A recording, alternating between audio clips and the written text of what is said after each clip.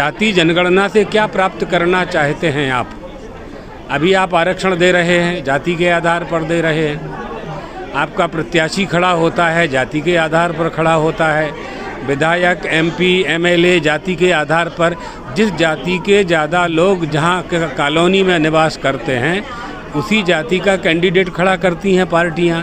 तो जाति के आधार पर तो सब कुछ हो रहा है। तो जाति के आधार पर एक तरफ तो सब संविधान के अनुसार धर्मनिरपेक्षता सिद्ध है हमारे यहाँ, दूसरी तरफ नेता लोग कहते हैं जाति पाति मिटाओ, है ना, जाति पाति की करो विदाई, ये नारा सुना है ना आपने। जब जाति पाति की विदाई करना है तो जाति के आधार पर जनगणना क्यों करना है फिर?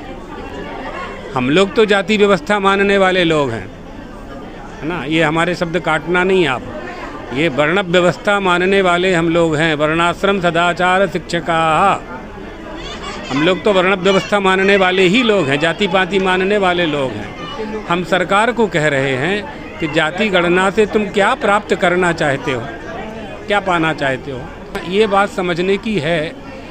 जाति जो व्यवस्था है उसको लोग समझते नहीं हैं। अगर आपको समझना हो तो हम बता सकते हैं, आप प्रचार प्रसारित भी कर सकते हैं। जल में जो जलत्व है वो जल की जाति है।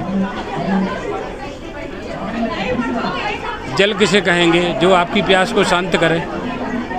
तो जल का जो जलत्व है वो जाति है, जल की जाति है। वो कैसे नष्ट करेगा कोई? समुद्र का खारा पानी आपकी प्यास नहीं बुझाता, जबकि आप उसे जल ही कहते हैं, जल ही कहते हैं। प्यास ठंडी करने के लिए, प्यास बुझाने के लिए, पिपासा शांत करने के लिए मीठा जल चाहिए, तो वो उसकी जाति है। तो जाति पाति है तो आदि अनादि है। मनुष्यों की बात क्या है? वृक्षों में जाती है, पत्थर में जाती है, कोटा स्टोन अलग है, पत्थर मार्बल अलग है, दूसरा मकराना का पत्थर अलग है, जयपुर का पत्थर अलग है, यहाँ आपके यहाँ निकलता है पनागर में, है ना, सलीमनाबाद में, वहाँ का पत्थर अलग है। सब जाति नहीं तो क्या है ये? वृक्षों की जाति। आप अंगूर और करेला को एक कर सकते हो क्या?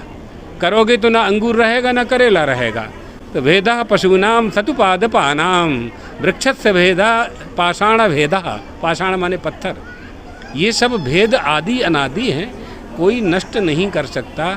और ये सब भेद झगड़े कराने के लिए नहीं है, स्वधर्म पालन करने के लिए हैं, क्योंकि सबका एक परमात्मा ही सबका चेतन है।